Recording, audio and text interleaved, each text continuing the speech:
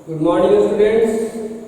आज हम लोग देखेंगे फ्रिक्शन के बारे में, थोड़ा सा और डिटेल देखेंगे। बेसिक पहले आपको आप बता चुके हैं सब फ्रिक्शन का जो भी बेसिक है। आज थोड़ा सा हम लोग और आगे चलते हैं और प्रॉब्लम वगैरह सॉल्व करने की ओर हम लोग आज देखेंगे कि कैसे प्रॉब्लम हम लोग डील करेंगे।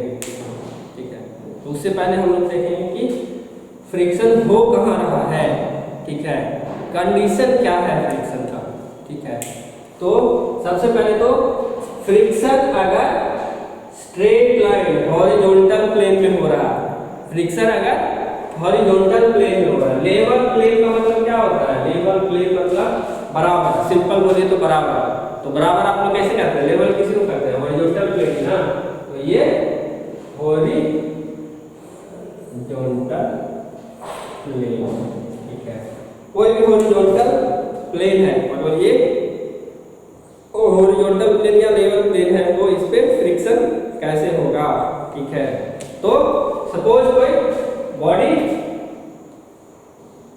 ए है, बॉडी का नाम ए है, इसका कुछ वेट W है और लेवल प्लेन पे रखा हुआ है, लेवल प्लेन पे रखा हुआ है। तो ये बॉडी को इक्विलिब्रियम में होने के लिए अगर इस पे कोई फोर्स P लगा, ठीक है, बॉडी अपने से तो मूव नहीं करेगा, कोई फोर्स P लगाएंगे। ठीक है, सपोज दैट कि कोई फोर्स P लगाए हैं, ठीक है, तो बॉडी मूव नहीं किया है, जस्ट ये P फोर्स के कारण बॉडी क्या है? इक्विलिब्रियम में आ गया। तो इक्विलिब्रियम का कंडीशन क्या होता है? स्टेबल। ठीक है, इक्विलिब्रियम का कंडीशन में क्या होता है? बॉडी स्टेबल है, मगर जैसे ही कोई हल्का सा फोर्स लगाएंगे तो बॉडी क्या हो जाएगा? मूव कर जाएगा, उसका इक्विलिब्रियम कंडीशन खत्म हो जाएगा। इक्विलिब्रियम कंडीशन कहने का मतलब है कि अगर कोई बॉडी हॉरिजॉन्टल प्लेन में है और फ्रिक्शन के कारण इक्विलिब्रियम में है, ठीक है, कोई फोर्स P भी उस पे लग रहा है, ओवरऑल कंडीशन क्या है आपका कि कोई बॉडी है जिसका वेट W है, उस पे फोर्स P लग रहा है और क्या कंडीशन लगा दिए कि बॉडी इक्विलिब्रियम में होना चाहिए। तो इक्विलिब्रियम का कंडीशन क्या होता है? जब बॉडी इक्विलिब्रियम में है तो जस्ट अबाउट टू मूव है, मतलब क्या है कि अगर इसमें कोई हल्का सा भी और कोई फोर्स लगा देंगे, कोई पुश कर देंगे, तो ये क्या है? मूव कर जाएगा। कैसे मूव कर जाएगा? क्योंकि बॉडी ऑलरेडी इक्विलिब्रियम में है, हल्का सा फोर्स लगाएंगे, फ्रिक्शन फोर्स से ज्यादा हो जाएगा तो वो बॉडी मूव कर जाएगा। ठीक है, तो मानते हैं कि ये body just about to move है, मतलब लिमिटिंग फ्रिक्शन के कंडीशन में जस्ट अबाउट टू मूव है। इसी को क्या बोलते हैं?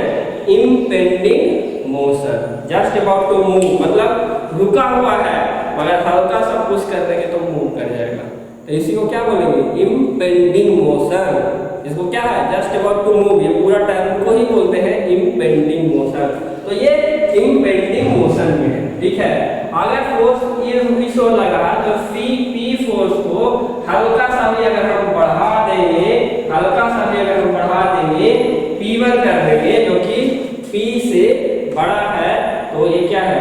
मूव कर जाएगा। तो ये इम्पेंडिंग मोशन में है, मगर हमको क्या है? क्या कर रहे हैं? फोर्स बढ़ा नहीं रहे हैं, इक्विलिब्रियम में ही रख रहे हैं। तो क्यों रख रहे हैं इक्विलिब्रियम में?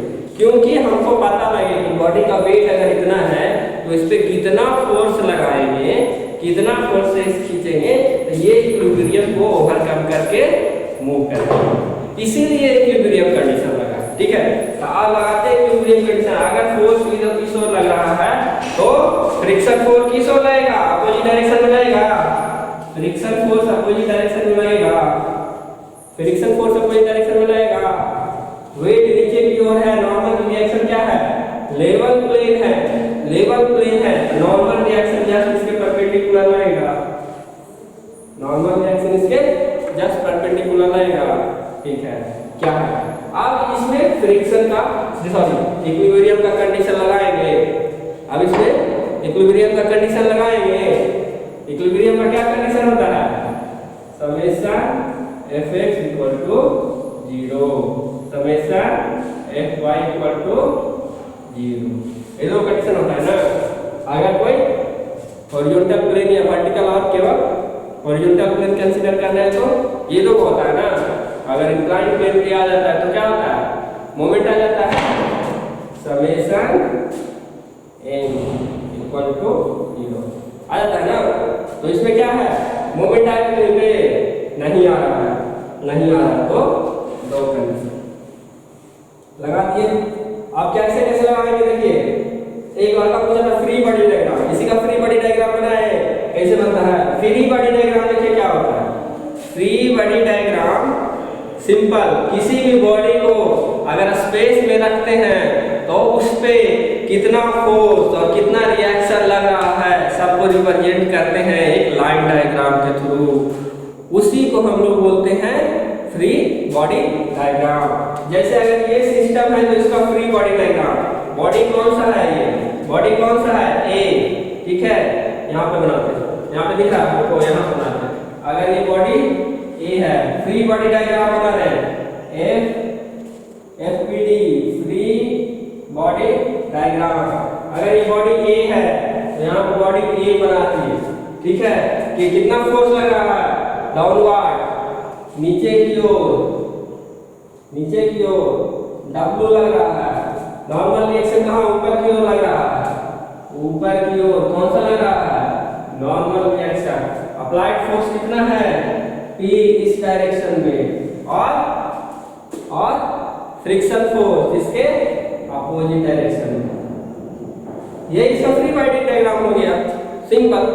फ्री बॉडी डायग्राम में केवल किसी बॉडी है या कोई जिसको भी कंसीडर कर रहे हैं उस पे कितना फोर्स और उसका रिएक्शन, ये हम लोग लाइन डायग्राम से रिप्रेजेंट करते हैं, उसी को हम लोग फ्री बॉडी डायग्राम करते हैं।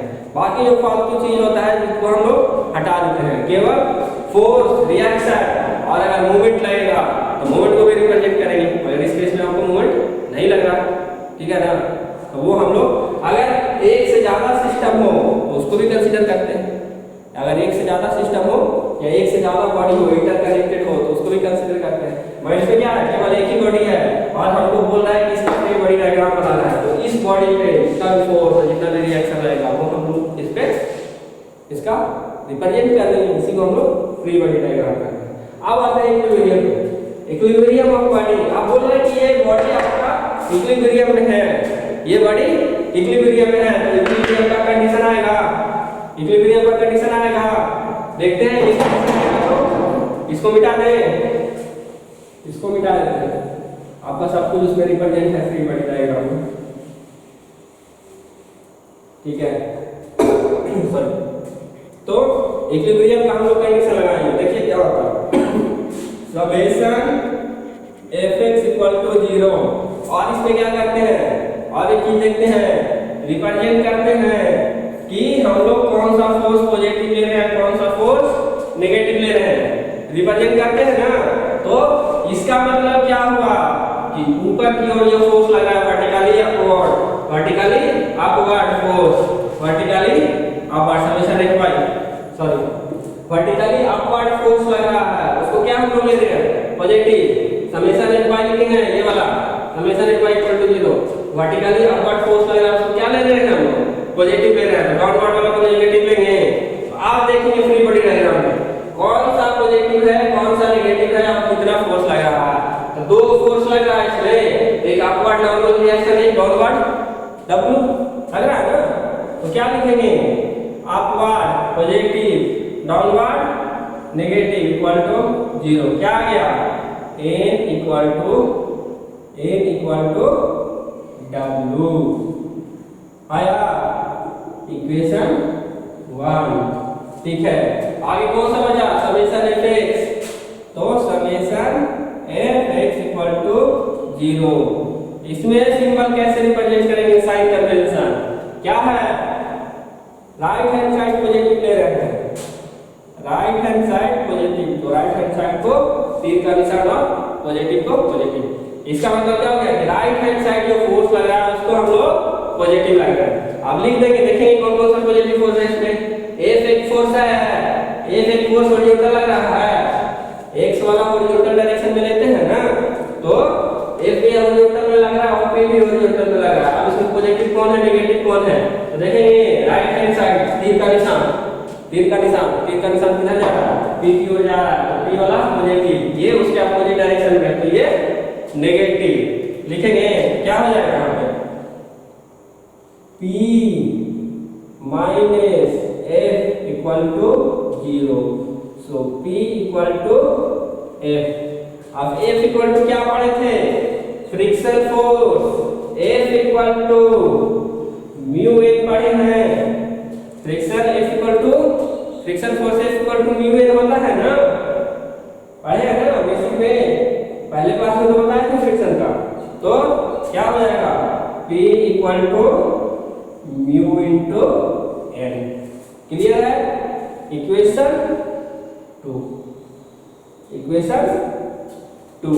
अब देख रहे हैं यहाँ इक्वेशन 1 में n इक्वल टू क्या आया, W आया, यहाँ पुट कर सकते हैं, so P equal to mu into W। Applied force जब म्यू इंटू W से ज्यादा हो जाएगा तो ये बॉडी मूव कर जाएगा। यहाँ पे जो बॉडी लिए थे ना, बॉडी ए लिए थे और फोर्स ए लगाए थे, अब ये P equal to mu into W से अगर ज्यादा होगा तो मूव कर जाएगा। P equal to mu W आया ना हमको, फोर्स अप्लाइड फोर्स ही लिए थे P ना, P फोर्स आया था म्यू W, तो ये क्या था, इक्विलिब्रियम का कंडीशन था। इक्विलिब्रियम में क्या रहता है, बॉडी स्टेबल रहता है, मगर जैसे ही इक्विलिब्रियम कंडीशन से कोई छेड़छाड़ करते हैं वो क्या डिस्प्लेस हो जाता है, मूव कर जाता है, कोई एक्स्ट्रा फोर्स लगता है। तो यही अगर P फोर्स ज्यादा होगा, P force mu into W से थोड़ा सा भी अगर ज्यादा करेंगे तो बॉडी P की ओर मूव कर जाएगा, फ्रिक्शन फोर्स को ओवरकम करके। ठीक है, क्लियर है इतना तक, क्लियर है। ये तो क्या हुआ आपका, जब P फोर्स आपका हॉरिजॉन्टल डायरेक्शन में लग रहा था। नेक्स्ट केस देखते हैं, जब P हॉरिजॉन्टल से नहीं लग के कोई एंगल के थ्रू लगता है। ठीक है, इतना समझ में आया ना। आप देखिए क्वेश्चन कैसे पूछता है, क्वेश्चन सीधे पूछेगा क्या कि कोई बॉडी ए है जिसका वेट सम केजी है, सम केजी का मतलब क्या, कुछ भी मान लिया एक बॉडी है या एक डस्टर ही है जिसका वजन 100 केजी है, जो कि एक समतल प्लेन पे रखा हुआ है। ठीक है, आप बताइए इसको मूव करने के लिए फ्रिक्शन कितना होगा, फ्रिक्शन फोर्स कितना होगा। ठीक है, फ्रिक्शन फोर्स कितना होगा, इसमें वेट के अनुसार ये वाला फॉर्मूला लगा देंगे, फोर्स हमको P निकालना है, इसका वेट दिया हुआ है, कोएफिशिएंट ऑफ फ्रिक्शन कुछ दिया हुआ रहेगा, कोएफिशिएंट ऑफ फ्रिक्शन क्या है, कुछ दिया हुआ रहेगा, वो हम क्वेश्चन से देख करके बना देंगे। इसको मूव करने के लिए कम से कम इतना फोर्स से ज्यादा होना चाहिए, जो भी हमारा आंसर आएगा उसमें सिंपल क्वेश्चन बन जाएगा ये। ठीक है, आप देखते हैं जब फोर्स आपका क्या है, इंक्लाइन है,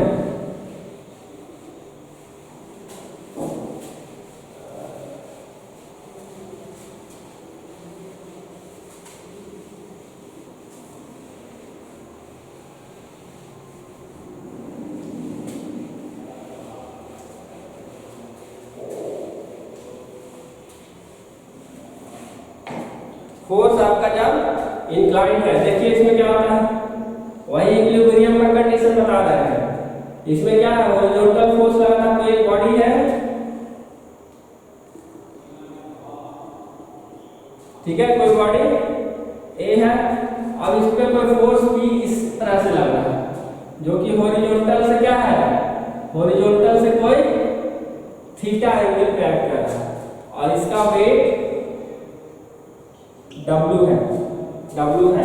तो इक्विलिब्रियम कंडीशन क्या होगा, तो इक्विलिब्रियम कंडीशन क्या होगा, हेडिंग दे दें,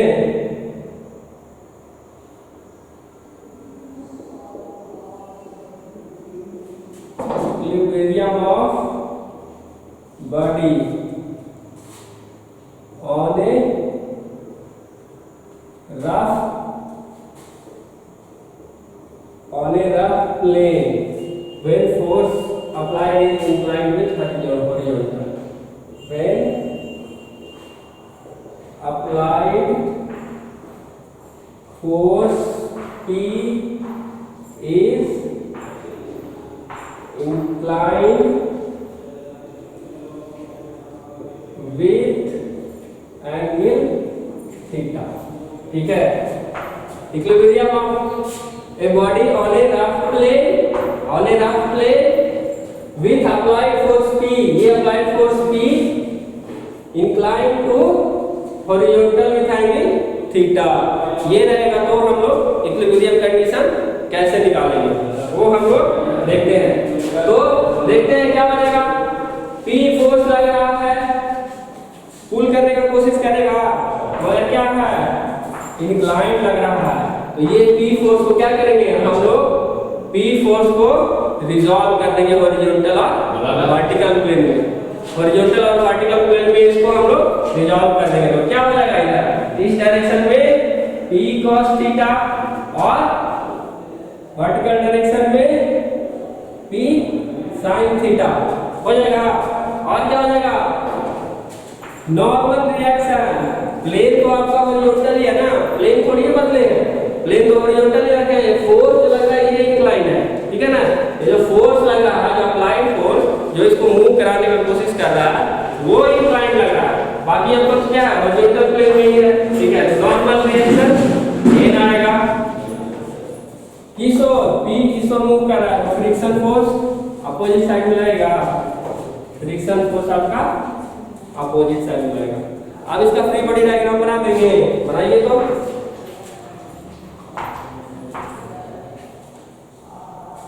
ये बॉडी ए लिए थे और फ्री बॉडी डायग्राम में क्या क्या था देखो। इस डायरेक्शन में कौन फोर्स लगा, P cos थीटा, वेट इसका डाउनवर्ड एक्ट कर रहा है। फ्रिक्शन फोर्स इस डायरेक्शन में एक्ट कर रहा है। नॉर्मल रिएक्शन इस डायरेक्शन में एक्ट कर रहा है। और देखिए P का एक वर्टिकल कंपोनेंट sin थीटा था, वो भी आपका डायरेक्शन में एक्ट करेगा, P sin थीटा। अब इक्विलिब्रियम का कंडीशन लगा देंगे। क्या था इक्विलिब्रियम का कंडीशन, क्या था याद करो।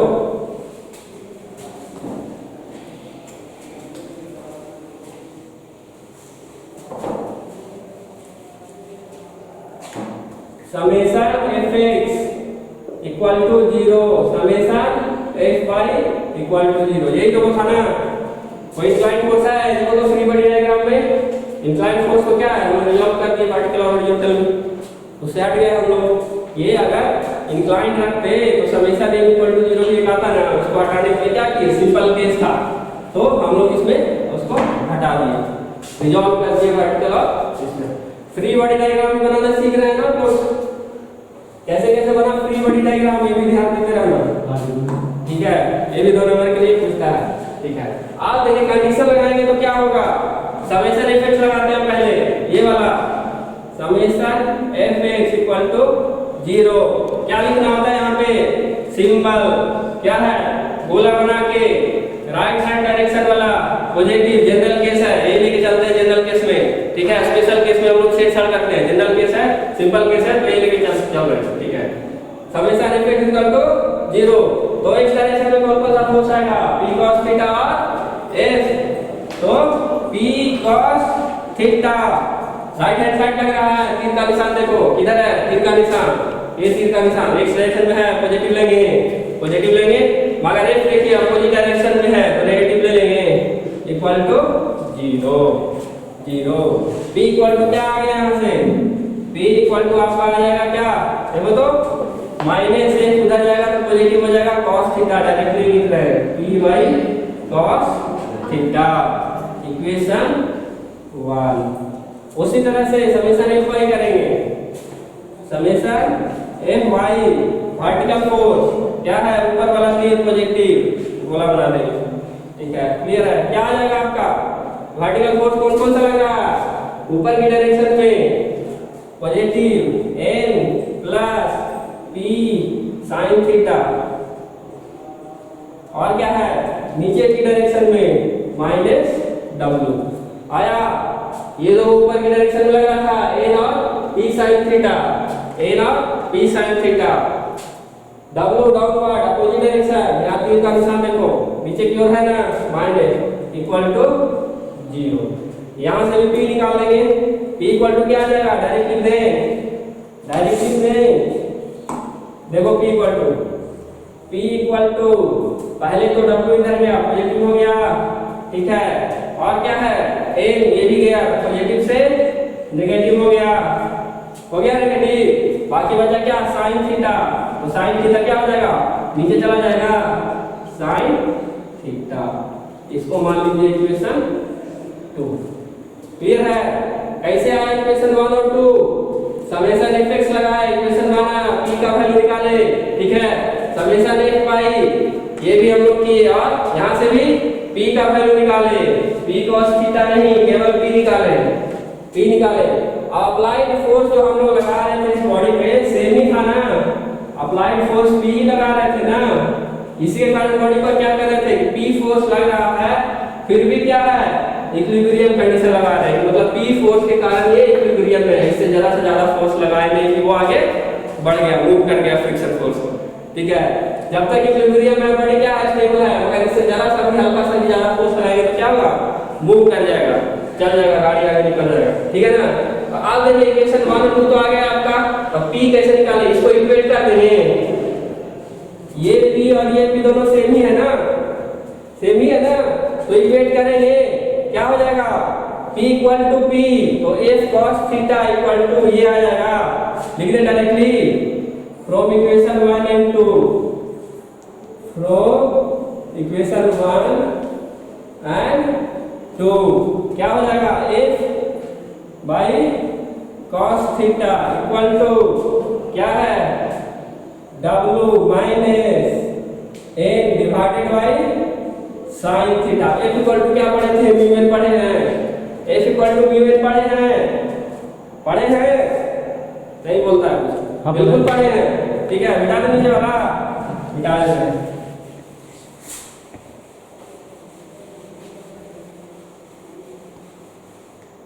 देखो f equal to mu N लिख देंगे, mu into n divided by cos theta equal to w minus n sine theta.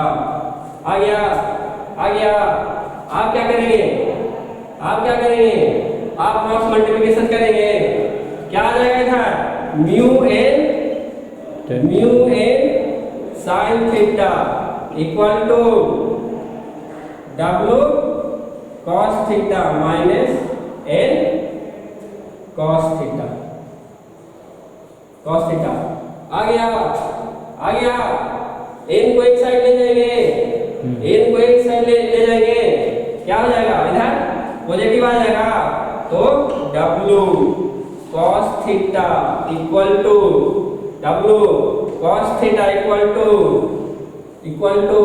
n cos theta,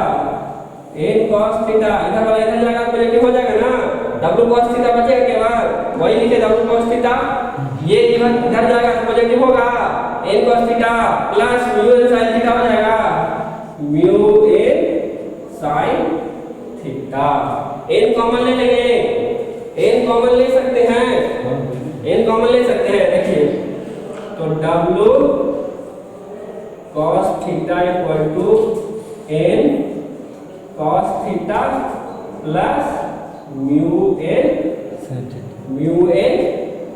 तो कॉमन ले, म्यू साइन थीटा। इतना तक समझ में आया समझ में, यहाँ से n का वैल्यू निकलेगा n का वैल्यू नहीं निकलेगा, बिल्कुल निकलेगा, क्या निकलेगा, n equal to w cos theta divided by ये पूरा टर्म नीचे आ जाएगा, क्रॉस मल्टीप्लिकेशन होकर के आ जाएगा, देखिए cos theta plus mu sine theta, आ गया ना, इतना n का वैल्यू, ये वैल्यू पुट कर देंगे, तो फ्रिक्शन निकल जाएगा, फ्रिक्शन इक्वल टू क्या पढ़े थे, म्यू एन पढ़े थे ना, n का वैल्यू निकल गया, फ्रिक्शन निकल जाएगा। अगर p का वैल्यू निकालना है तो पहले वाला इक्वेशन 1 2 था, उसमें n का वैल्यू पुट कर देंगे, p का वैल्यू निकल जाएगा, जिस तरह से भी निकालिए। ठीक है। अब देखिए ये और सिंपल हो सकता है, ये इक्वेशन और सिंपल हो सकता है, बिल्कुल हो जाएगा।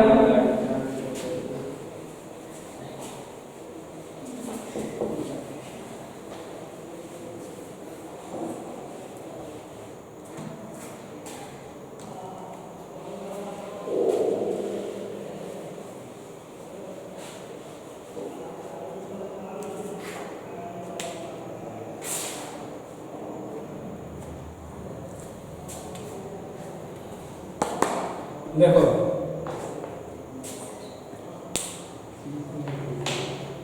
n इक्वल टू, देखो n इक्वल टू क्या आया था, n equal to w cos theta divided by cos theta plus mu sin theta, ये आया था n इक्वल टू। और सिंप्लीफाई होगा, cos थीटा को ले जाएंगे नीचे, देखो w डिवाइडेड बाई, ये नीचे ले जाएंगे तो डिवाइड हो जाएगा सबसे, cos theta plus mu sin theta, और ये डिवाइडेड बाई cos थीटा हो जाएगा, ये डिवाइडेड बाई cos थीटा हो जाएगा, cos कैंसिल और cos कैंसिल, और यहाँ पे क्या आ जाएगा cos थीटा आ जाएगा ना, ये वाला टर्म प्लस में है ना, यहाँ पे वो cos थीटा जाएगा, यहाँ पे वो cos थीटा जाएगा, ये वाला इससे कैंसिल हो जाएगा। देखो क्या हो जाएगा, w equal to 1 plus mu sin theta by cos theta, क्या पढ़े हैं, tan थीटा पढ़े हैं, tan थीटा। सिंपल हो गया और आसान हो गया। अब हमको केवल अगर अप्लाइड फोर्स P किसी एंगल के थ्रू था, कोई भी एंगल के थ्रू रहेगा, तो इक्विलिब्रियम के केस के लिए क्या करना पड़ेगा, tan थीटा यहाँ पे लगा देंगे तो म्यू मिल जाएगा हमको, सॉरी नॉर्मल रिएक्शन मिल जाएगा, normal reaction n equal to w divided by 1 plus mu tan theta. Clear है ना? अब फ्रिक्शन फोर्स अगर हमको कहेगा कि अगर अप्लाइड फोर्स P लग रहा है, बॉडी हॉरिजॉन्टल प्लेन में है और हमारा P इंक्लाइंड है थीटा एंगल से, तो फ्रिक्शन फोर्स निकल जाएगा। फ्रिक्शन का सिंपल फार्मूला पढ़े थे, F equal to mu n, friction force निकल जाएगा ना। फ्रिक्शन फोर्स कितना, अब जैसे ही इस फोर्स से P का वैल्यू ज्यादा रहेगा अगर तो मूव कर जाएगा, अगर नहीं रहेगा तो नहीं मूव करेगा, स्टेबल रहेगा। अगर कहेगा कि कितना फोर्स होना चाहिए, फ्रिक्शन हमको दिए हुए रहेगा और P का वैल्यू मालूम रहेगा कि इक्विलिब्रियम के लिए, इंपेंडिंग मोशन के लिए कितना फोर्स लगाना होगा, कितना फोर्स P लगाना होगा। तो उसके पहले इक्वेशन 1 या 2 लिखे थे जिसमें P का वैल्यू आ रहा था, जिसमें P आ रहा था, उसमें क्या है, n का वैल्यू पुट कर देंगे, P हमको निकल जाएगा ना। तो ये तो क्वेश्चन आता है आपका कि कोई अप्लाइड फोर्स P है थीटा एंगल से, आप यहाँ पे फ्रिक्शन फोर्स लगाइए, ठीक है। नहीं तो फ्रिक्शन फोर्स आपका दिया हुआ रहेगा कि अप्लाइड फोर्स कितना होगा कि बॉडी मूव कर जाए या फिर वो इंपेंडिंग मोशन क्रिएट करे, या लिफ्टिंग फ्रिक्शन के लिए आपको कितना फोर्स का जरूरत है, कितना है, सिंपल, ठीक है। ये है नेक्स्ट क्लास में हम लोग डील करेंगे कि जब बॉडी आपका इंक्लाइंड प्लेन, ठीक है। अभी बॉडी क्या ले रहे थे, ये बॉडी आपका क्या है, हॉरिजॉन्टल प्लेन पे ले रहे थे, लेवल प्लेन पे ले रहे थे। आप बॉडी ही कोई अल्फा एंगल से इंक्लाइंड प्लेन पे हो, ठीक है। तो इस केस में 2-3 केस आ जाएगा, तो इतना पहले रट के रखो, ठीक है। इतना रट के रखो, नहीं तो ये बिल्कुल ऊपर से चल जाएगा, ठीक है। इतना रट के रखिए और जो सिंपल प्रॉब्लम है वो सॉल्व करने का कोशिश करो, ठीक है। फिर अगला क्लास में हम लोग मिलते हैं, ठीक है। Okay, thank you.